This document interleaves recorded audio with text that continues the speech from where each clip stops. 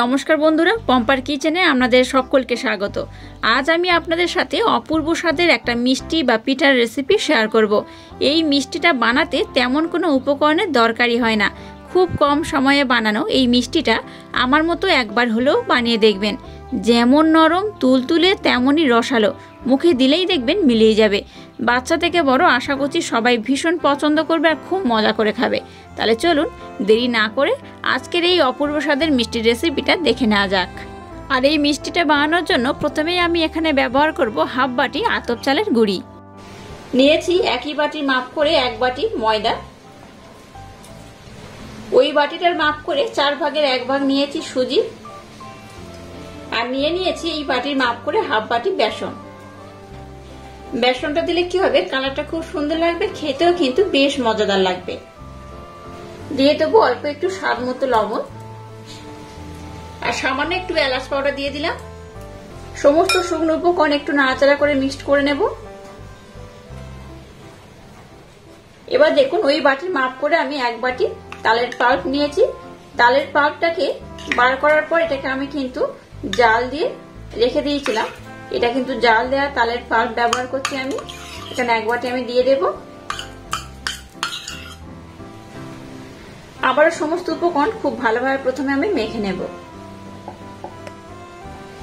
আচ্ছা, আপনাদের হাতের কাছে যদি তালের পাল্প বেশি থাকে সম্পূর্ণ মিশ্রণটা কিন্তু শুধুমাত্র তালের পাল্প দিয়েও কিন্তু মাখাতে পারেন। আর যদি মনে হয় তালের পাল্প কম রয়েছে তাহলে কিন্তু আপনারা এখানে দুধ কিংবা জলও ব্যবহার করতে পারেন। এবার দেখুন এখানে আমি লিকুইড দুধ ব্যবহার করব, তার জন্য একই বাটি মাপ করে আমি দুধ নিয়েছি। সমস্ত উপকরণ কিন্তু আমি এই একটা বাটির মাপ করেই দেখাচ্ছি। আশা করছি আপনাদের বুঝতে খুব একটা অসুবিধা হবে না। আপনাদের হাতের কাছে যে পাত্র থাকবে বা যে পাত্রের মাপ নিয়ে এই মিষ্টিটা বলুন বা পিঠাটা বলুন বানাবেন তার উপর ডিপেন্ড করেই কিন্তু বা সেই বাটির মাপ করে এই সমস্ত উপকরণ ব্যবহার করবেন। এই দুধটা দিয়ে এটাকে আমি মেখে নেব। মিশ্রণটা খুব কিন্তু নরম বা খুব কিন্তু টাইট হবে না। তো এটা মিক্সড করার পর আমি আপনাদের বলে দেব মিশ্রণটা কেমন হবে আর কেমন হলে আজকের এই মিষ্টিটা বলুন বা পিঠেটা একদম পারফেক্ট হবে। দেখুন এটাকে আমি খুব সুন্দর করে মেখে নিয়েছি আর মিশ্রণটা কেমন হয়েছে আমি দেখাচ্ছি। দেখুন এই দেখুন মিশ্রণটা কিন্তু এরকম ঘন হবে, পাতলা মোটেও হবে না, একটু এইরকম ঘন হবে। দেখুন কেমন হয়েছে মিশ্রণটা। আমি যেহেতু এখানে সুজি ব্যবহার করেছি মিশ্রণটার মধ্যে, তার মিশ্রণটাকে আমি 10 মিনিটের জন্য রেস্টে রেখে দেব। 10 মিনিট পর আমি আবার ফিরে আসবো আর 10 মিনিট পর আমি দেখাচ্ছি মিশ্রণটা কেমন হয়েছে। তার আগে বলে দিই এখানে দেখুন এই বাটির সম্পূর্ণ দুধটা কিন্তু আমি ব্যবহার করে নিয়েছি। মিশ্রণটাকে যেহেতু আমি 10 মিনিটের জন্য রেস্টে রেখে দিয়েছি ততক্ষণ আমি একটা শিরা বানিয়ে নেব। তার জন্য দেখুন এই বাটির মাপ করে 1 বাটি আমি চিনি নিয়ে নিয়েছি আর ওই একই বাটির মাপ করে এখানে আমি 1.5 বাটি জল দিয়ে দেব। এই 1.5 বাটি আমি জল দিয়ে দিলাম। এবার এখানে একটা চিটচিটে ভাব আমি শিরা বানিয়ে নেব। শিরাটাকে কিন্তু 1-2 হলে যেমন হয় করার দরকার নেই, আবার খুব পাতলা রাখলেও হবে না, একটু হালকা চিটচিটে ভাব করে একটা শিরা বানিয়ে নিলেই হবে। এর মধ্যে একটা এলাচ, একটা লবঙ্গ, একটা দারুচিনি স্টিক আমি দিয়ে দেব। গ্যাসের ফ্লেমটাকে লো টু মিডিয়াম দিয়ে এখানে একটা চিটচিটে ভাব করে শিরা আমি বানিয়ে নেব। দেখুন মিশ্রণটাকে আমি 10 থেকে 15 মিনিটের জন্য রেস্টে রেখে দিয়েছিলাম আর মিশ্রণটা দেখুন আগে থেকে কিন্তু আর একটু টাইট হয়ে গেছে। এরকম টাইটটা কিন্তু আমাদের দরকার, খুব বেশি আমি নরম করব না, এইরকমই হবে। এবার দেখুন এই চামচে 3 ভাগের 1 ভাগ বেকিং পাউডার আমি দিয়ে দেব। বেকিং সোডা ব্যবহার করবো না, জাস্ট বেকিং পাউডার দিয়ে দেব। এর মধ্যে একটু আমি জল ব্যবহার করলাম। এটাকে আমি আর একবার খুব সুন্দর করে মেখে নেব। আচ্ছা, এখানে একটা কথা জানিয়ে রাখি, আপনাদের হাতে যদি সময় একটু বেশি থাকে তাহলে মিশ্রণটাকে 1 ঘন্টার জন্য কিন্তু রেস্টে রাখতে পারেন। 1 ঘন্টার জন্য রেস্টে রাখলে কি হবে, তাহলে কিন্তু এই রেজাল্টটা খুব সুন্দর হবে। তো আপনাদের হাতে কম সময় থাকলে 10 থেকে 15 মিনিট রেস্টে রাখলে হবে, তবে চেষ্টা করবেন আধা ঘন্টা থেকে 1 ঘন্টা রেস্টে রাখার, তাহলে এই পিঠে বলুন বা মিষ্টিটা বলুন দারুণ খেতে লাগবে। যাই হোক মিশ্রণটাকে আমি একদম রেডি করে নিয়েছি। এদিকে দেখুন গ্যাসটাকে জেলে দিয়ে একটা কড়াইয়ের মধ্যে তেল দিয়ে তেলটাকে মিডিয়াম গরম করে নিয়েছি। এবার ব্যাটারটাকে অল্প অল্প নেব আর এইভাবে দিয়ে দেব। দেখুন এইরকম যদি একটু হালকা বুদবুদ ওঠে তাহলে জানবেন যে তেলটা একদম পারফেক্ট ভাবে গরম হয়েছে। আমি কিন্তু খুব বড় বড় দেব না, ছোট ছোট করে দেব। ছোট ছোট করে দিলে কি হবে, দেখতে খুব সুন্দর লাগবে। আপনারা চাইলে একটু ছোট বড় করে দিতে পারেন। গ্যাসের ফ্লেমটাকে একদম লো টু হালকা মিডিয়াম দিয়ে এগুলোকে কিন্তু ভেজে নিতে হবে। আর এগুলো দেখুন কড়ার মধ্যে কিন্তু লেগে যাবে না, অটোমেটিক দেখুন তেলের উপরে ভেসে উঠছে, দেখতেই পাচ্ছেন। একটু উপর দিয়ে এইভাবে তেল দিয়ে দেবেন, যেগুলো দেখবেন অটোমেটিক এই তেলের উপরে কিন্তু ভেসে উঠবে। এই দেখুন কত সুন্দর হচ্ছে। আর মোটামুটি হাত দিয়ে দিয়েছে, আর দেখুন সবগুলো কিন্তু একই মাপে হয়েছে। এই দেখুন কত ছোট ছোট দিয়েছে আর কত বড় বড় হয়ে গেছে।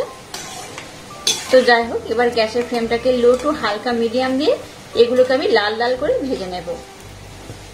দেখুন এগুলোকে আমি কত সুন্দর কালার করে ভেজে নিয়েছি, দেখতেই পাচ্ছেন। এবার এগুলোকে আমি উঠিয়ে নেব।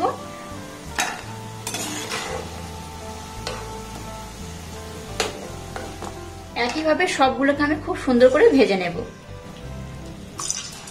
দেখুন একই রকম ভাবে আবারও পরের বারের এই পিঠেগুলোকে আমি খুব সুন্দর করে ভেজে নিয়েছি, দেখতেই পাচ্ছেন। আবার এগুলোকে আমি উঠিয়ে নেব। আগেরগুলো দেখুন আমি কত সুন্দর করে ভেজে নিয়েছি আর কত সুন্দর কালার হয়েছে। এগুলোকেও কিন্তু আমি একই রকম করে ভেজে নিয়েছি। এই দেখুন এগুলোকে এর মধ্যে আমি দিয়ে দেব। দেখুন সবগুলোকে কিন্তু আমি ভেজে উঠিয়ে নিয়েছি, কত সুন্দর হয়েছে দেখুন। এবার দেখুন এটাকে আমি কিন্তু দ্বিতীয়বারের জন্য ভাজবো। মোট দুবার দিয়ে যদি এটাকে ভাজেন তাহলে কিন্তু এটা চুপসে যাবে না, আর খেতেও কিন্তু খুব সুন্দর হবে। যখন এগুলোকে চিনি শিরার মধ্যে দেবেন অসাধারণ খেতে লাগবে। এটাকে আমি কি করব, আর একবার কিন্তু খুব ভালো করে ভেজে নেব। এবার আমি সবগুলো একসাথে দিয়ে ভেজে নেব। এই তেলের মধ্যে আমি সব একসাথে দিয়ে দেব। গ্যাসের ফ্লেমটাকে লো টু একটু হালকা মিডিয়াম দিয়ে এটাকে আমি আর একবার খুব ভালোভাবে কিন্তু ভেজে নেব। দেখুন এগুলোকে আমি খুব সুন্দর করে ভেজে নিয়েছি। এবার এগুলোকে কিন্তু উঠিয়ে নিতে হবে। দ্বিতীয়বারের জন্য যখন দেবেন তারপর কিন্তু খুব বেশিক্ষণ সময় দিয়ে ভাজবেন না, জাস্ট একটু নাড়াচাড়া করে ভেজে নিলেই হবে। এটাকে ভেজে নিয়েছি, এবার এগুলোকে আমি উঠিয়ে নেব। এবার এই গরম গরম পিঠেগুলোকে এই গরম শিরার মধ্যে কিন্তু দিয়ে দিতে হবে। দেখুন এই শিরার মধ্যে কিন্তু সব পিঠেগুলোকে বা মিষ্টিগুলোকে আমি দিয়ে দিয়েছি, দেখে বুঝতেই পারছেন। এবার কিন্তু এই শিরার মধ্যে এগুলোকে একটু ভালোভাবে নাড়াচাড়া করে নেব। এইভাবে নাড়াচাড়া করে ঢাকা দিয়ে আমি 3 থেকে 5 মিনিটের জন্য রেখে দেব। খুব বেশিক্ষণ রাখলে কিন্তু এগুলো বেশ নরম হয়ে যাবে, তাই খুব বেশিক্ষণ সময় দিয়ে এটাকে রাখবেন না। 3 থেকে 4 মিনিট বা 5 মিনিট সময় দিয়ে এটাকে ঢাকা দিয়ে রেখে দিলেই হবে। আর এইগুলো যখন শিরার মধ্যে দেবেন অবশ্যই লক্ষ্য রাখবেন শিরাটা যেন গরম থাকে আর এই পিঠেগুলো যেন গরম থাকে। তো যাই হোক, এবার এটাকে আমি ঢাকা দিয়ে 5 মিনিটের জন্য রেখে দেব। 5 মিনিট পর আমি আবার ফিরে আসছি, আর 5 মিনিট পর আমি দেখাচ্ছি এটা কত সুন্দর হয়েছে। দেখুন এটা কিন্তু খুব ভালোভাবে চিনির শিরাটাকে অ্যাবজর্ব করে নিয়েছে, দেখতেই পাচ্ছেন। নিচে কিন্তু আর চিনির শিরা প্রায় নেই বললে চলে। এই দেখুন একদম অল্প বিস্তর রয়েছে। তো যাই হোক, এই দেখুন কত সুন্দর এটা কিন্তু চিনির শিরাটাকে অ্যাবজর্ব করে নিয়েছে। আমি একটা দেখাচ্ছি, দেখুন কত সুন্দর হয়েছে। এই দেখুন কতটা রস অ্যাবজর্ব করেছে, দেখতেই পাচ্ছেন। আপনারা চাইলে এটাকে একদম কিন্তু রসের মধ্যে ডুবিয়েও রাখতে পারেন, তবে একদম রস ভরে থাকার থেকে যদি এইরকম যদি একটু হালকা রসে ভরপুর এটাকে বানিয়ে নেন তাহলে কিন্তু খেতে বেশি ভালো লাগে। এটা কিন্তু অসম্ভব সুন্দর খেতে হয়। অবশ্যই একবার হলেও ট্রাই করবেন, আশা করছি আপনাদের ভীষণ ভালো লাগবে। আর এইভাবে বানিয়ে নেবেন, সবাই কিন্তু খুব মজা করে খাবে আর খুব পছন্দ করবে। আর আজকের এই ইউনিক স্টাইলে এই তালের তালমোহন রেসিপি যদি আপনাদের ভালো লাগে তাহলে চ্যানেলটাকে লাইক, শেয়ার, কমেন্ট এবং সাবস্ক্রাইব করবেন, আর পাশে থাকা বেল আইকনটা প্রেস করে দেবেন। তাহলে টাটা, আবার দেখা হচ্ছে নতুন কোনো রেসিপি নিয়ে।